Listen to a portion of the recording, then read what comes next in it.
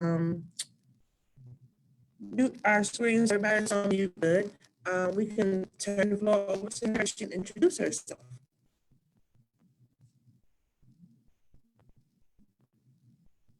Ms. Daniel. Good afternoon, everyone. My name is Tameka Daniel. I'm a Peter Paul parent and active community member, and I'm also the behavioral health community organizer from Greater Richmond SCAN. And I'm just here to give a little info on trauma and resilience in my own words. Trauma and resilience, a wonderful topic. Thank you for making yourself available. As Tameka mentioned, she is one of our lovely, wonderful Eastern community members and also in parents of Peter Paul students, and also an employee of Greater Richmond SCAN. And today, Tamika is going to give us one of her trainings on trauma and resilience. I'm going to share my screen for a second to kind of go through some housekeeping things.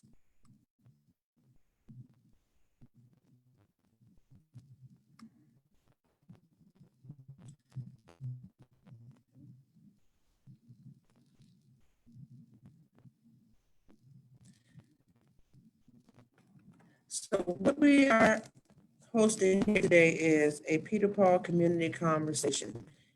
And this series is focusing on mental strength. We have planned 5 of these community conversations, and so far our topics have been social and community strength, and mental strength and economic strength.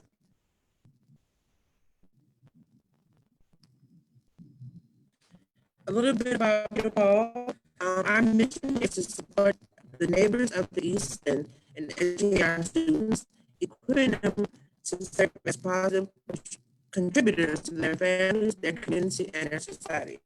Our purpose here at Peter Paul is to educate the child, to engage the family, the power of the community. Why are we here? We are here as a bridge. We're here to bridge individuals, organizations, and communities to build connectors by engaging in topical conversations designed to put us collectively from awareness into action. Village agreements. In this community conversation, we have 3 agreements. We want to honor all voices. There's no right or wrong things in this room. We're not here to judge anyone's opinion. We want to honor everyone's experiences. We all have our own lived experiences, our work experience, and we want to honor that in this space. And the last one is honor purity of people's motives.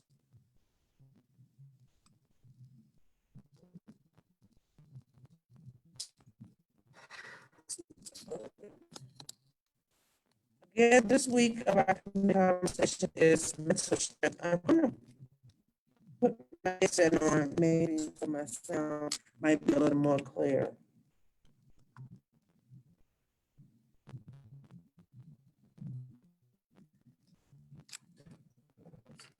Our facilitator for this is Ms. Tameka Daniels. And I'm going to turn it over to you by my headset.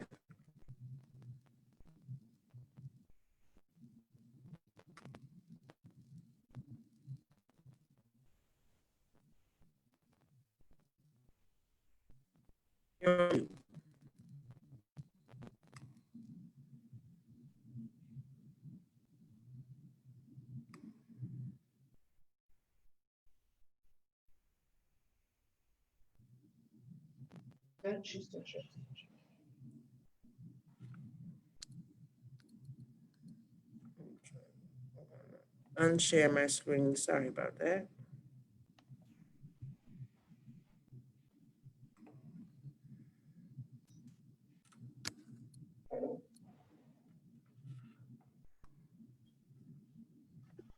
Would you like for us to send Tameka? Yes, if you hover over top of Tameka's photo in the right-hand corner, you should see 3 dots where you can pin Tameka this video on the screen.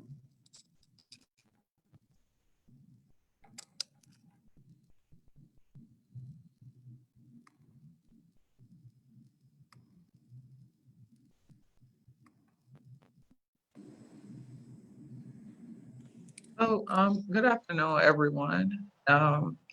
This is not going to be a formal training, so feel free to jump in with questions whenever. I want this to be more of a conversation instead of me just, lecturing. So I want to get started, and it's Introduction to Trauma and Resilience by Tameka Daniel, Greater Richmond Scan Behavioral Health Community Organizer. So the first thing is, when you hear the word trauma, what's the first thing that comes to mind? And anybody feel free to chime in with some responses. Something bad has happened. Just something bad has happened, and something reminds you of that thing at some inappropriate time. That's how I know it's trauma. Uh, I immediately think of something hurtful um, that happened. Okay. For me personally, before I got into this work, honestly, I thought trauma only had to deal with like bodily injuries, like the trauma unit in the hospital, somebody being shot, somebody being in a car accident. It wasn't until I got into SCAN in my position there that I realized how in-depth trauma was. So the next slide is, this is the definition that I chose to go with from SAMHSA. It's individual trauma results from an event, series of events, or set of circumstances that is experienced by an individual as physically or emotionally harmful or life-threatening, and that has lasting adverse effects on the individual's functioning and mental, physical, social, emotional, or spiritual well-being. And I just want everybody to pay attention to the word individual for a moment, because you may have four people in the same household that experience the same event, but individual is highlighted so much because no two people experiences the same trauma the same way. I grew up in a household with four siblings, and each outcome for all four of us was different, although we witnessed and experienced the same exact trauma. So I think just paying attention to the events, the effects, and how it was experienced by that each individual is very important in helping someone deal with trauma. And potentially traumatic events. As I stated earlier, I had no idea that all of these things were traumatic. I knew it was something that, people go through, but I didn't know it could have harmful effects on you and lasting effects on you. And some of the ones that were surprising to me was attachment disruption, poverty, emotional abuse, physical or sexual abuse, and assault, and bullying. That was a big one. I had no idea because I thought that was just something you deal with mainly as a child. I got picked on a lot for being tall and skinny. I didn't know that at that time it was harmful to me and that it was something that was traumatic to me until I got older and realized some of the things that it caused me to think about myself. So definitely paying attention into some of these traumatic events that you wouldn't normally think are traumatic or will have a harmful effect on you, but they definitely do.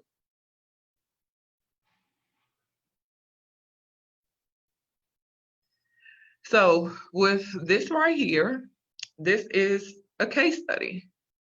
And I'm going to read you a short story. And I just want you to pay attention to the details and kind of sit with them as you listen to me read it.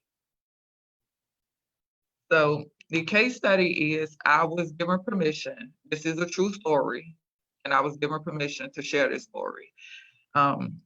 Shelly Smith grew up in a two-parent home with four younger siblings in one of the worst parts of Richmond, Virginia. Drug and alcohol abuse and violence were a part of everyday life in the neighborhood she lived in. She witnessed domestic violence and incarceration of family members on a consistent basis. By the time she was 17, she became pregnant with her first child. She moved on her own to probably the worst public housing projects in the city, and the cycle from her childhood repeated itself in her adult life as she had 2 children by the age of 20. However, instead of witnessing domestic violence, she became a victim and subjected her own children to that same trauma. Even after nearly losing her life at the hands of her abuser, she went on to have another child with him. Eventually, she left him but got into another relationship with an emotionally abusive man and had 2 children with him. Now she is a single mother of 5 children. After reading that story, what do you think happened to Shelley? And I just want you to think about that for the remainder of this training as we kind of go through the rest of these slides and pick apart this case study.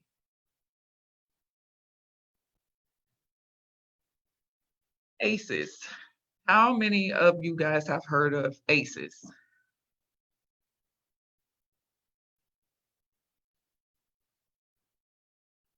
For me, I didn't know what it was. I was like, what is this? I was like, is this just another medical term for some foolishness they came up with? But after digging deeper, I realized it's something that many of us experienced when we were coming up, and now it actually has a name to it. So the ACEs study was done in the 1990s, and it was done with 17,000 people, adults. About half were female at 74%, and they were white. The average age was 57, and 75% of them had attended college. So not your normal group of people that you think would experience these things. Because when you think of ACEs, you may think of low poverty and things of that nature. But these people were well educated, had attended college, and everything. So how it started was it was done in an obese clinic. One doctor, he realized that his patients were losing weight, but when they left, the weight didn't stay off. So he tried to figure out why. And upon asking a question that he misspoke, he found that most of his clients had experienced some type of child abuse or witnessed domestic violence or other traumatic stressors. And they found out that by eating is how these people, these women, made themselves feel safe and secure so that no one will want them if they were smaller. So the national study of 17,000 adults exposed to child abuse, domestic violence, and other traumatic stressors, emotional abuse, physical abuse, sexual abuse, emotional neglect, physical neglect, mother treated violently, household substance abuse, household mental illness, and parents separated or divorced was 10 of the categories that each person was asked the question in. And in each one of those, if you experience some of that, you received a point going towards your ACE tally. And they came to find that over 60% of children are exposed to some type of adverse childhood experience. And more than 1 in 5 are exposed to 3 or more adverse childhood experience. And we talk about ACEs, not to scare people, but to kind of show the correlation between your health and the things that you've experienced and how it can impact your health in a bad way. And it also shows that, let me have my video. A person with an ACE score of 6 or more can have a 20-year shorter life expectancy than a person with no ACE score. ACEs are common. Nearly 2/3 of adults have at least one. Childhood adversity contributes to most of our major chronic health, mental health, economic health, and social health issues. And if you look at this chart to the left, you will see how the chart starts off. A person will start to deal with an ACE or ACEs when they're a child. And then it starts to disrupt their neurodevelopment, meaning causing significant trauma to the way this person is going to develop. And 9 times out of 10, it usually comes in the form of a child not being able to be a child, but developing that fight mode. So they're always in fight mode. That leads to social, emotional, and cognitive impairment. And as they get older, sometimes they adopt health risk behaviors. Drug abuse, could be, sexual promiscuity. And that's where the disease, disability, social problems come in. And unfortunately, it can lead to early death.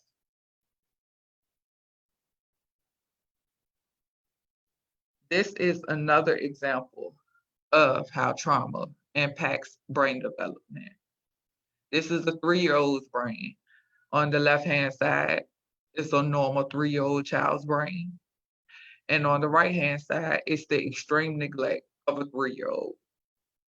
However, I don't want nobody to get afraid and scared and think this is the end all be all, because one thing about the brain is that it adapts and it grows. So just because someone experiences these things doesn't mean this is going to be the lasting effect on someone's brain. So upon me going through those slides, how often do you guys feel that ACEs affect someone's development from what you see on an everyday basis?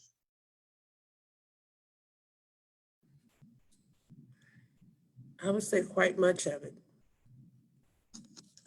A huge portion of the day. Mhm.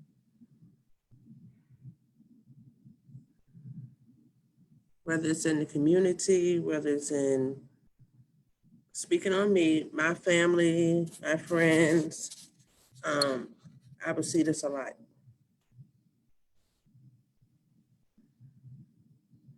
And seeing this, do you think people actually realize what they've been exposed to? Tameka, I don't. Some people may have, you know, been fortunate to maybe take a training like this, or the work that you're involved in, someone's involved in, you get exposed to certain different language and content. Um, but I, like you mentioned, I had never heard of anything about ACEs. I had not heard of a lot about mental diseases or disorders until I embarked into a certain work environment, um, and started doing more research. And once I did that, it was like a light bulb clicked in my head. I was like, hold on, wait a minute. This stuff is familiar, whether it was personally or what I was exposed to in the communities that I lived in.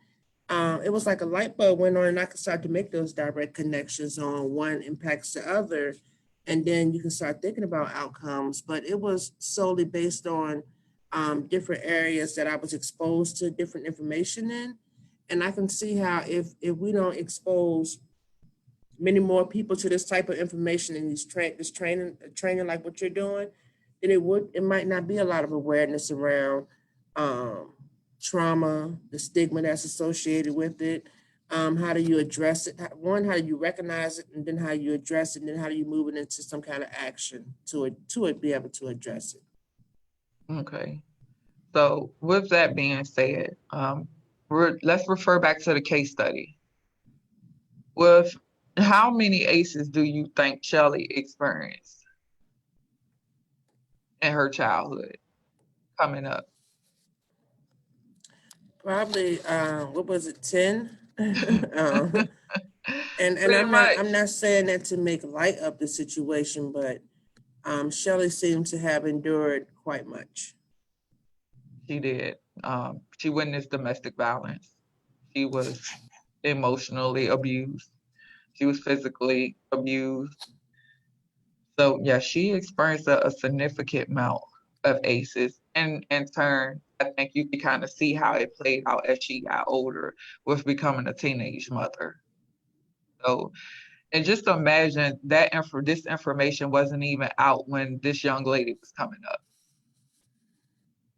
So I'm so thankful for the fact that this information has become available so that we can bring awareness to this. Absolutely. Moving forward, the hurt child's brain. The brain is operating at a level of survival. Primary concern is getting needs met, accomplished throughout inappropriate behavior triggered by a child's sense of fear. Providers and parents think fear-based outbursts are acts of willful disobedience. So in the work that you guys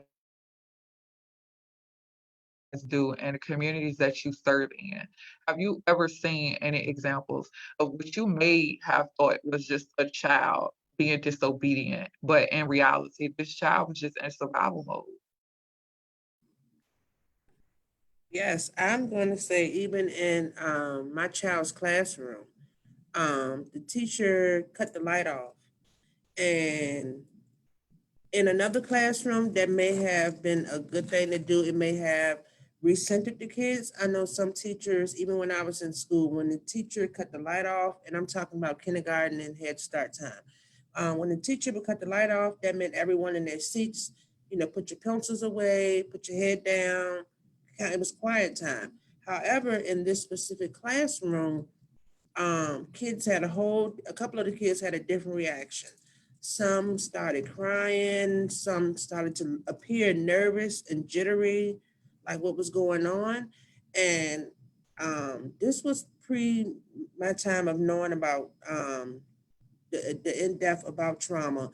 So I hadn't had any trainings, didn't know anything about it, but I immediately associated with myself with being a child. Sometimes bad things happen in the dark. Sometimes we're just scared of the dark. So I kind of called that to the teacher's attention of, maybe some of these children don't feel comfortable in the dark. And then we had a deeper conversation about, why would that be? And she was open to it and understood it. But that was one of my first experiences with that in like a classroom environment.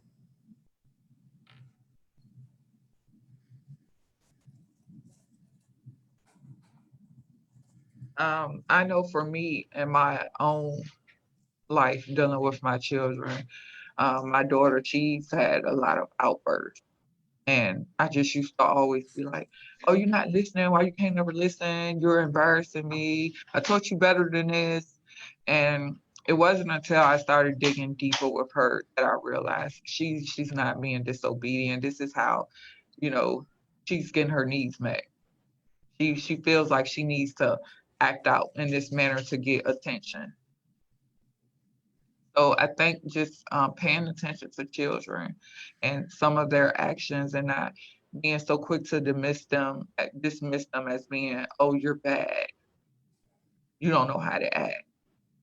So I think just really paying attention to that, especially with some of the low income neighborhoods, they really are in survival mode. I know from my daughter, I still live in public housing, and my daughter, she's used to gunshots right now. So whereas some adults and children are afraid, she just like, oh mom, somebody got shot. She literally thinks every time a gunshot goes off, somebody got shot. And she's just adapted to that. And she's only 9, and it's sad, but this is a reality for a lot of our families and younger children. Thank you for sharing that, Tamika. As an adult, you powered through. It's called being resilient. But we didn't know that was a word. We just powered through things as being kids and going into um, teenage years, and then now we're in adult years, and we've learned kind of ways to manage it or mask it. And those are the things that we don't want our younger people to have to just power through. We want our younger people to have the care that's needed. We want to have the space created for them to be able to address and get their needs met in a way that they won't be labeled, they won't be stigmatized, and they won't fear what would happen if they reach out for ways to express themselves or even reach out for help. Okay, that's definitely important. And with talking about all of this, I just want everybody to know that this is not the end all be all. Even if a child experiences this as a child, and it causes damage, there is hope because the brain is plastic. So that means it changes in response to what happened to it. So just because a child is experiencing trauma at a significant rate when they're young doesn't mean that with the proper relationships that it can't change, because it can. So the brain remains plastic throughout the lifetime. Safe healing relationships and activities that support regulation can help to change neural pathways in the brain, and new experiences help widen neural highways. I say all that to say that all it takes is sometimes for a child to have that one person that cares, that even shows they care outside of their maybe their job title or what they're supposed to be doing. Some children need the extra push just to realize someone cares about them. And speaking about trauma, we're going to get into the fun part, which is resilience. As Shamir stated, coming up in our families, a lot of our cultures is, oh, your ancestors dealt with it, just suck it up, keep it moving. Like it's nothing. You're supposed to brush it off and just deal with it. And a lot of us, have developed that mentality, and we're in this Superman or Superwoman mode all of the time. We don't think we need help. We think we shouldn't be asking for help because it makes us less than. Like, you don't need help. Or, a young mother. Well, you decided to have children, so this is what you get. Like, these are some of the things that I heard coming up as well. But in that actuality, that's not okay. It's not. Everybody needs a helping hand, and everyone doesn't have the greatest support system in their corner. So, resilience is the ability, excuse me, you guys. Resilience is the ability to recover from traumatic events. Factors that increase resilience include a strong relationship with at least one competent current individual, feeling connected to a positive role model / mentor, having talents, abilities nurtured and appreciated, feeling some control over one's life, having a sense of belonging to a community, group, or cause larger than oneself. So, speaking on resilience and the factors that I've just talked about, have any of you guys contributed to the resilience of any other people you come into contact with?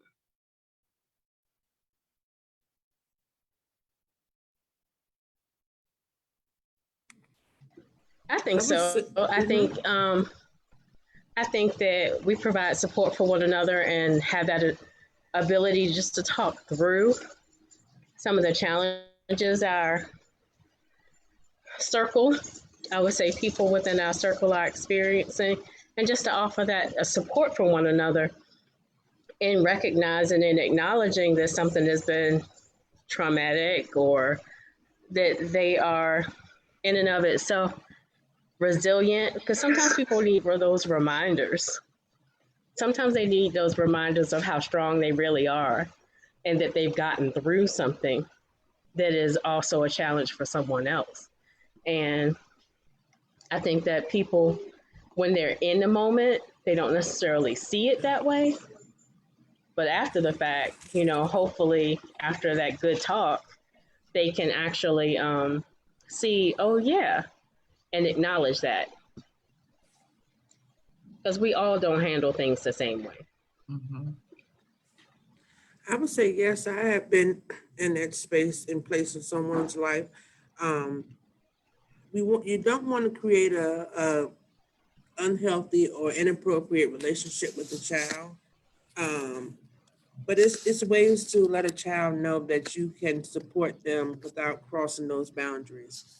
And just sometimes letting them know that they're seen, that they're heard, or even that their opinion matters.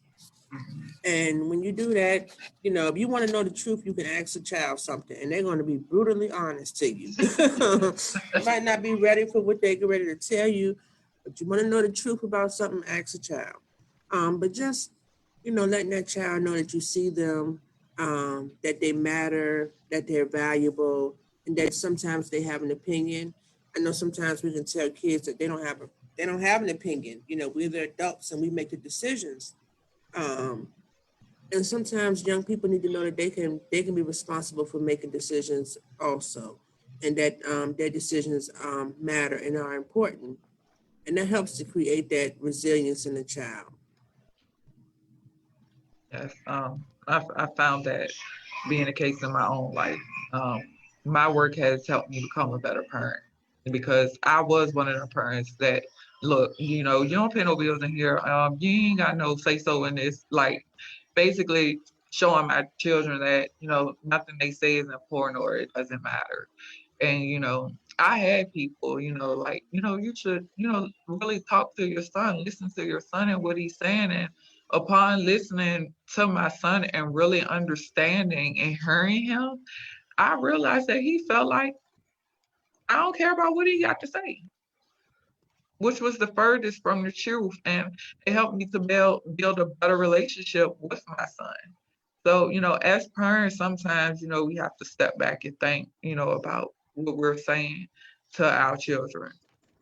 I found myself apologizing to my children a lot because of some of the things that I be saying, and I have to go back and be like, wait, that wasn't cool. But as I stated coming up, you're always told that, you gotta listen to adults and everything they say is right. And, basically your opinion doesn't matter. You don't have no say so long as you're a child living under that roof. Funny you said that. It's not giving up control or letting the kids run the show. But I've had to, as you stated, I've had to kind of lean in a little bit more closer with my boys also as well, and ask them about their opinion and how did that make you feel, and to just assume that they feel one way is the wrong thing to do, but ask them about their opinions. And um, if you're told as a child that you don't make the decisions, I make them.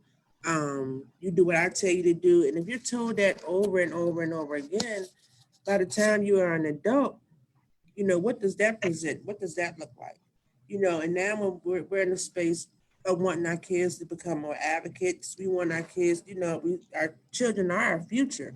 And if we want our kids to be able to be the future and lead us, then we have to be those adults who let our children know that they are heard, that they are seen, and that they have opinions and that they matter. And sometimes it starts with the individual. One of the first words you pointed out earlier in your slides was it talked about individual. And sometimes we have to do an individual checklist and make sure that we're not adding to the cycle of trauma, adding traumas to our children, making sure that we're checking ourselves individually so that when we show up as a collective or as a whole, that we're doing good work, that we're leading on a good foot. And that brings me to my next slide, which focuses on relationships and how relationships tie into building that resilience. And while relationships are essential, with complex trauma, people are people are perceived as dangerous until proven otherwise.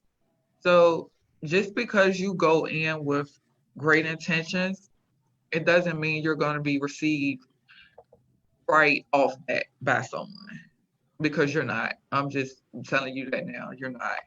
Because as we stated, if a child has came up in a household where they're always told their opinion doesn't matter, or they're never given compliments or none of that, they get someone that comes in their life and is doing the complete opposite. They don't want to know what's your ulterior motive because something got to be up with you because this ain't normal. When that is the normal, it's just they became used to a different normal in their own lives, which was my opinion don't matter. I don't do nothing right. So who is this person that don't even know me that's giving me all this compliments? They must want something from me. And that's how a lot of our children and even our adults feel, because our adults, they're kind of in a more difficult place because they've grown. So they're kind of a little more stuck in ways. And when they see people out here, oh no, you definitely want something. Get away from me because I don't know you. You want something from me. Ain't nobody giving me something for nothing. And that's the mentality that we kind of have to, steer away from. There are good people out here, but that's when that consistency has to take part. So even then, by the nature of interventions, you may be perceived as a threat, and you may be perceived as a threat for a very long time. You have to start to create new neural networks. Our intervention should be relational safety, regulation based, rhythmic, rewarding, and repetition. It has to be on a consistent basis. You cannot come into someone's life and start something and then disappear. That problem will set them back further than where they already were. What do you mean by rhythmic? Some children, they like music. So when I say rhythm, like beating on drums, dancing, things of that nature, things that can get them, engaged in a fun way, which can also be rewarding. And then it has to be done on a repetitive basis. It has to be consistent, because consistency comes in with developing that trust and building trust with someone. So if a child comes into contact with someone and they're really putting that energy into them, and not only is it rewarding for them, they're doing something that's fun and it's on a consistent basis, they start looking forward to that. And it get in their mind, it's like, oh, I got somebody that, cares about me. It becomes their safe zone. And I'm sorry, Tameka. I was going to ask, kind of like what Chanel asked about your relational safety. Is that in the same area when I was talking about I didn't want to create like a inappropriate relationship with a young person that's not my child. Um, you want to have a fine line between there. So is that in the same thing of the relationship? Is that, am I asking that question right? Does that mean having an appropriate, safe relationship? mhm. Okay.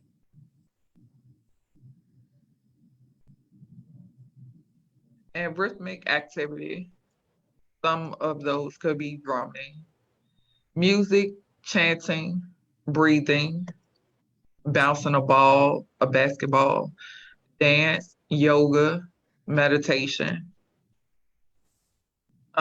So what do some of you guys do to, regulate yourselves when you're experiencing or going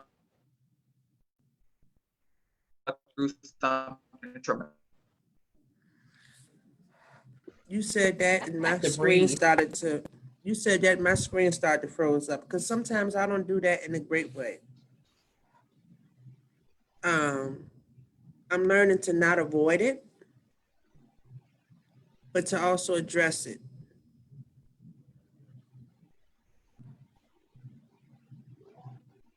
I think my screen started freezing up. Can you guys hear You good? me? I heard you. Okay. I So heard you me, too. And go ahead. go ahead, Chanel. So I have to stop and breathe because I have panic attacks. So I have to stop and breathe through it and acknowledge that it's okay to have this panic attack. There are things outside of my control that I'm not going to have within my control, and just live through that experience, just have that experience. And I also have to talk to people. I don't need somebody to help me make a decision. I just need to talk it out. Just to when I talk it out, I can get it out and shred it or throw it away. I'm good.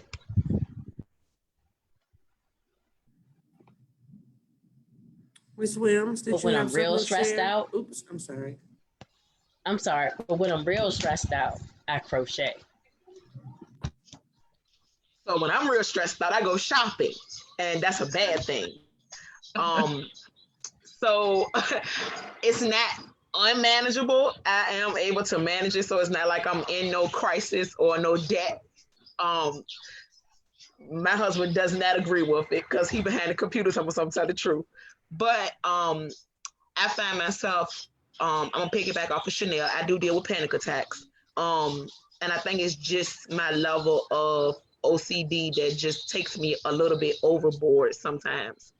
And I've I'm not completely meditating, but I use a app called Calm, and I just have to come into my quiet space and play that to just calm down and woo side out a little bit to be able to, come back to normalcy.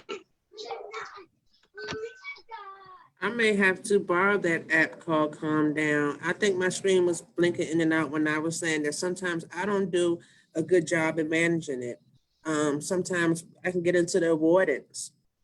Um, for those who have had a panic attack, that could be a scary thing. You know, who wants to go into that area? So you try to avoid getting into those areas, but also having a plan of if I do get into that area, what's my next steps? So for me, I've tried to identify a support team. It's very huge. I'm surprised you don't see like a million people behind me because dealing with mental diseases and disorders or trauma, those are heavy conversations. And you don't want to burn out one person or you don't want to utilize the wrong person or do things that aren't a good fit for you. So having a plan, recognizing it and trying not to avoid it is the space that I'm in. Yeah, Um, I'm there.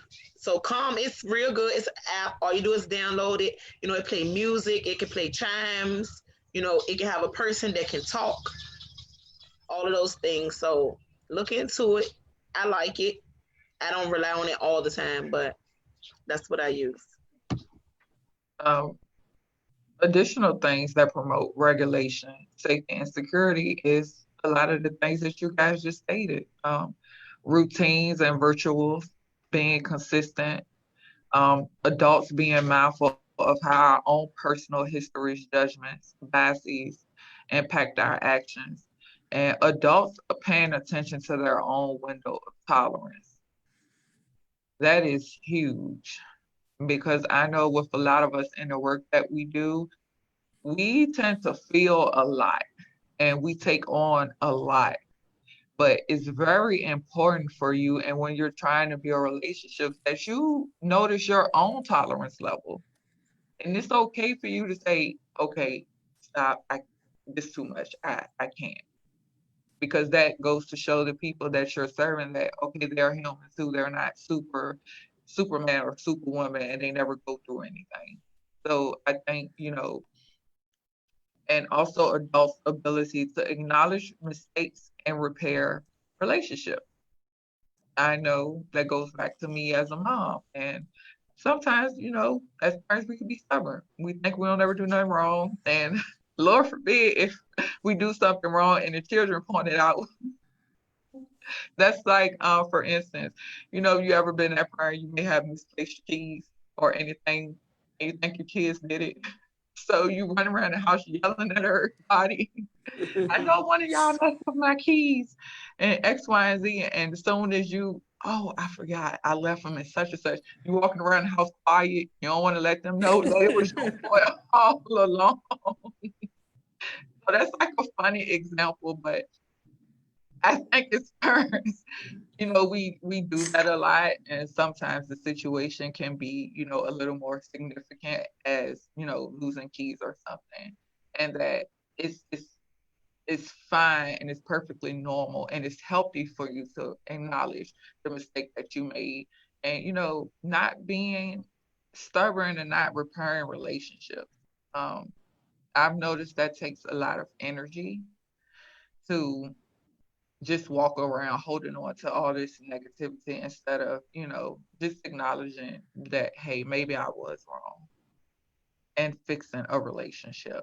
I know I've missed out on a lot of, good relationships when I was coming up because I don't want to be bothered. Tameka, when you said like admitting sometimes that you might was wrong or not perfect, it helps people know that you're human too. I think extending that to like with our kids, what you were talking about, for our kids to know that we don't always, we want our kids to think that we always got it together. But sometimes we make errors also.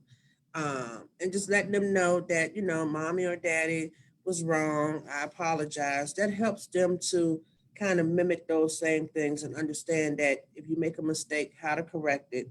It's no shame to be. You shouldn't feel ashamed that you were wrong in a situation.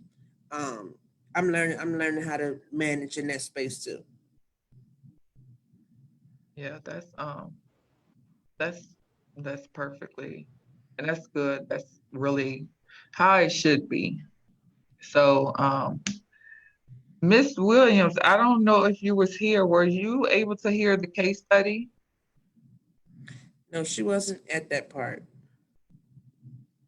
Okay, because that is the end of the training and how we're going to tie in the case study. So, I'm going to read it one more time for you guys. Since we've talked about ACEs and brain plasticity, um, the case study is a true story of someone that I know. I was given permission to share the story, but it's just going to show how ACEs and resilience tie into. So, Shelley Smith grew up in a two-parent home with three younger siblings, and one of the worst parts of Richmond, VA. Drug and alcohol abuse and violence were a part of everyday life in the neighborhood that she lived in. She experienced violence and incarceration of family members on a consistent basis. By the time she was 17, she became pregnant with her first child. She moved on her own to probably the worst public housing projects in the city, and the cycle from her childhood repeated itself in her adult life. She had two children by the age of 20. However, instead of witnessing domestic violence, she became a victim and subjected her own children to that trauma. Even after nearly losing her life at the hands of her abuser, she went on to have another child with him. Eventually, she left him and got into another relationship with an emotionally abusive man and had two children with him. Now she is a single mother of five children. And with tying in everything that we've just heard about ACEs and trauma and resilience, what do you guys think happened to Shelley? I hope she was like when I think of resilience, I think of like the rubber band. You can pull on it, and I'm gonna hope that Shelley's resilience was, even though she was stretched real here and there, I'm gonna hope that she tapped into resilience and might be Michelle Obama or something like that. I don't know. Any other predictions about what happened to Shelley? Well, I'm gonna hope that she kind of um ventured out to like a positive aspect in her life. Even though she have bad kids, which that may sound like alarming to somebody who may read it, but she could have experienced those two kids younger on in life, and she could have came up, got a job, got married, moved on, those things in between. So some of the clues will draw you in and be like, oh, she had bad kids, or she probably just kept on doing the same thing, wherein more so it could have been she could have bettered herself.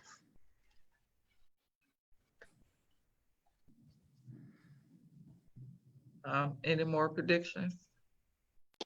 Yes, I want to. I believe that she may have, even though she went through all those things. I believe a positive aspect of that is, you live and you learn, and so I believe that she could be out here helping other young mothers that maybe are going through the same thing that she went through. Okay. So a lot of positive outcomes. I like that. Because I know a lot of times when we hear, stories like that, we, automatically assume the worst. But what ended up happening to Shelly Smith is Shelly Smith is me. Outside of, the 5 children, this is my story.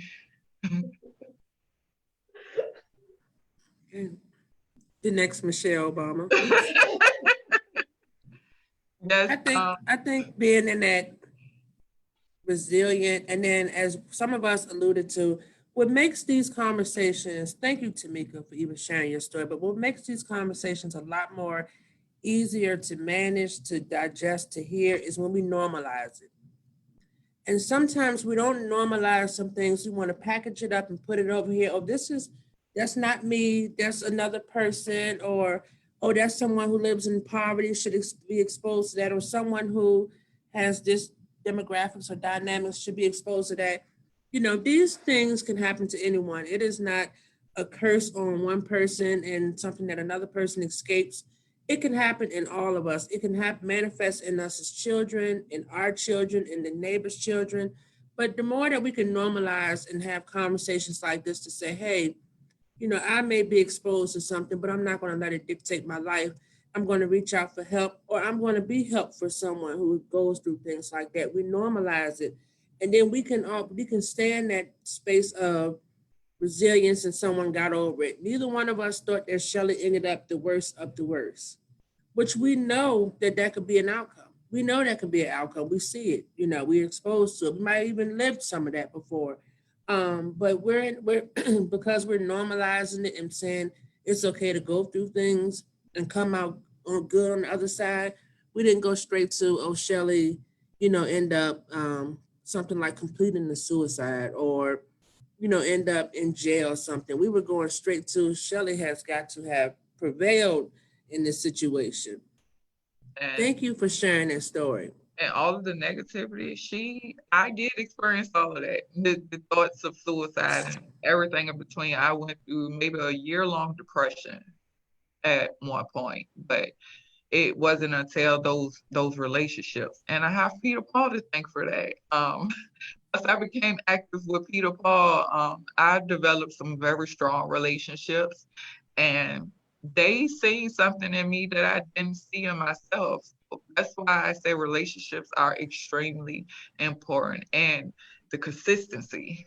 They didn't just, hey, how you doing? Come to this center and this and this and that. Like, they showed that they care. I got phone calls after hours, about how I was doing and making sure I was okay because they knew I was having a rough day. So things like that, even when they think it's not making a big impact, I want to let all providers and caregivers realize that it's very important that somebody could take time out of their busy day after hours when they could have just said, oh, I ain't got to deal with that. I'm off the clock now.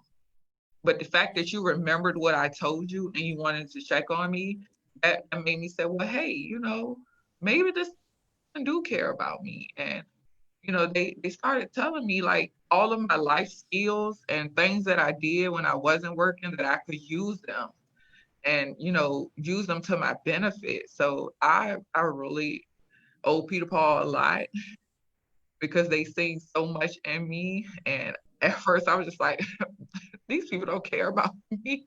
Like, my son go there, that's it. And then I realized they not only cared about my child that was going there, but they cared about my whole entire family, me included. So, that's to say that, you don't have to go through anything alone. There are real and genuine people out here that do want to see you win. And the only reward that they need is to see you doing good. I talk to my mentors every day, and their reward is seeing me doing what I'm doing now. They're That is so beautiful. never look for anything in return from me. So, I like to be vulnerable and transparent with my story to show other people, who are out there, single mothers, single dads, that, hey, where you came from, your situation that you're in now is not your end all be all. It's not. I would have never thought single mother of 4 children was just a high school GED would be in a position that I'm in now. But it just goes to show that, you know, you could go through trauma, you can go through a lot of trauma. And, you know, just, you know, developing those relationships and, you know, staying resilient and, you know, having the people around you that's going to help you build resilience can mean all the difference in the world. So if anybody has any questions or comments, my contact information is on the screen. I want to thank you guys for having me, even though I talk to you guys most of the time. No, this was wonderful. This was wonderful. Tameka, I am a fan, cheerleader. Um, I'm all the good things that you might need for any situation. You are a beautiful, wonderful person. I can't say thank you enough for knowing, for you sharing your story openly, but that shows how resilient you are. And I know that you're that special person in other people's lives because you're one of mine and many others, but just to be that special person in someone's life to give what you describe others giving you, that has got to be a rewarding feeling as well. Gotta be. It is. Do anyone have any other closing or questions they would like to ask of Tameka? She did put her contact information up there. Um, Feel free to contact her. Mika, if someone would like you to possibly come and do this training in another area, they could just email you here. Yes, that's my email information right there. I'll be more than happy to give my training. Well, That's Tameka, I don't have a question. I have a comment. Mhm. And I do appreciate your vulnerability in telling your story. You know, a part of your story is a little bit of us as well, not just because we're part of your circle, but just because we've had our own experiences. And whether most people believe it or not, they are generally similar. And our group has a lack of judgment, might have a little bit of bias, but it does have a lack of judgment of others in that sense that, you know, it, we're coming together as a group of women supporting women, as a community supporting one another. So I'm glad you're a part of our circle, and I'm glad you shared your story. Thank you. And thank you guys. Well, I'm going to give you another round of applause. Thank you again.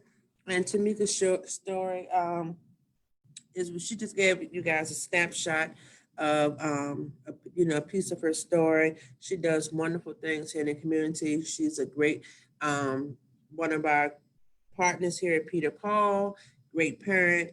Tamika, again, I want to say thank you. I want to say thank you to our Peter Paul staff and our community engagement team who are hosting these community conversations on Fridays.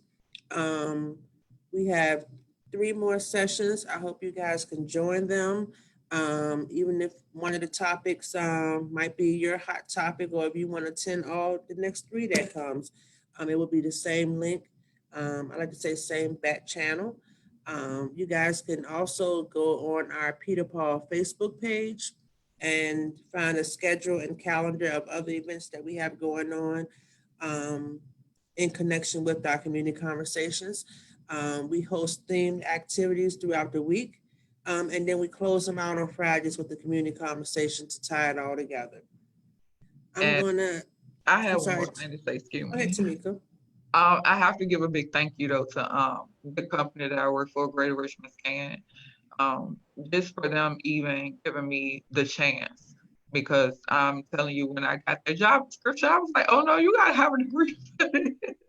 So I just really want to thank all of my coworkers at SCAN for believing in me, all of the help that they've given me, all the materials that they share with me, and not looking down on me from where I come from, and just really embracing me. So big shout out to SCAN. You brought that lived experience there. So I'm gonna, before we close out again, if anyone wants to contact Tameka, can you tell us your role? Again, if anyone who wasn't here at first wants to know your position at SCAN. So my position is behavioral health community organizer. And to sum it all up, SCAN hired me to gain knowledge on trauma, resilience, ACEs, and put my own spin on it as I've done, and to bring it to the community that I live in and serve in, to share with people like me. Thank you so much. Thank you so much. Again, I want to thank you all for coming, and those of you who may be joining us on our live page, Facebook page, or those of you who may see this at a later time, because we will post it for people to watch later in the day. I want to say thank you to our don't want to call you a participant, but our facilitator today, Ms. Tameka Daniels, thank you. And I want to say thank you for everyone who attended today.